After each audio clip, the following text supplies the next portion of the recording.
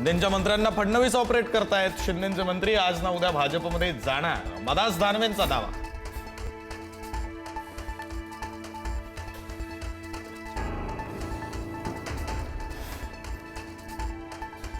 Bogus मतदार नोंदणीचा आमदार निलेश राणेंकडून पर्दाफाश। कणकवलीतील समीर नलावडेंच्या घराच्या पत्त्यावर चक्क मुस्लिम मतदारांची नोंद।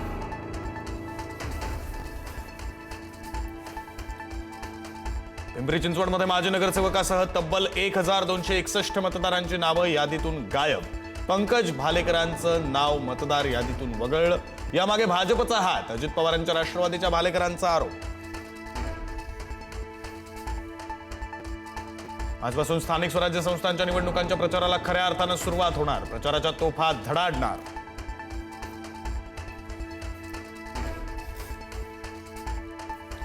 मुख्यमंत्री फडणवीस आणि उपमुख्यमंत्री शिंदेंचा आजपासून प्रचाराचा धडाका। आजपासून पुढील 8 दिवस प्रचाराचा धुरळा। नगर परिषद, नगरपंचायतीच्या निवडणुकांसाठी मुख्यमंत्री उपमुख्यमंत्री मैदानात।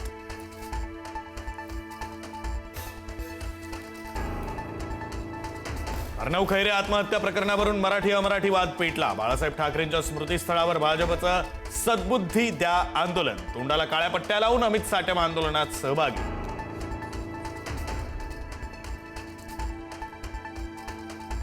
भाजपच्या सद्बुद्धी द्या आंदोलनाला मनसेकडून प्रत्युत्तर। अटल बिहारी वाजपेयींच्या प्रतिमेला अभिवादन करून मनसेचं भाजपला उत्तर।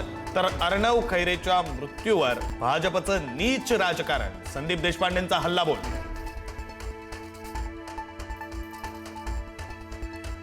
नवले पुलावरील अपघाताच्या घटनेचा निषेध। नवले पुलाच्या फोटोला हार घालून विधिवत दशक्रिया विधी करत प्रतिकात्मक आंदोलन।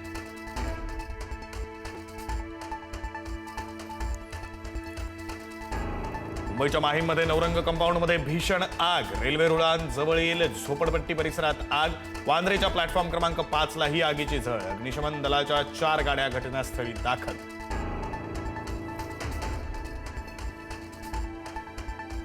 वर्ध्यामध्ये गौतमी पाटीलच्या कार्यक्रमात गोंधळ। गौतमीच्या कार्यक्रमात प्रेक्षकांनी खुर्च्या तोडल्या, पडदे फाडले। गर्दीमुळे नियोजन कोलमडल्यानं प्रेक्षकांचा गोंधळ।